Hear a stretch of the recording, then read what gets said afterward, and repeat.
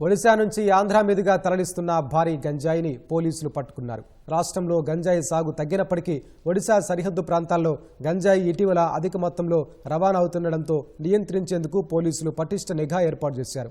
ఈ క్రమంలో అల్లూరి జిల్లా పెదబైలు మండలం బొడ్డపుట్టు రహదారిలో ఎస్ఐ కొల్లు రమణ ఆధ్వర్యంలో పోలీసులు తనిఖీలు చేపట్టారు. జీపులో తరలిస్తున్న 502 కిలోల గంజాయిని స్వాధీనం చేసుకున్నారు. 3 నిందితులను అరెస్టు చేశారు.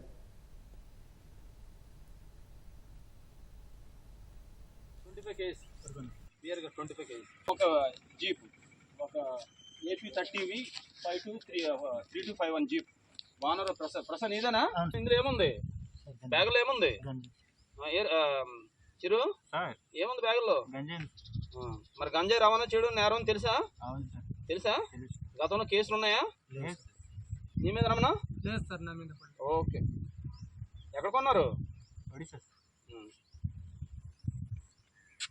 వెయిట్ చేయండి వెంకట్.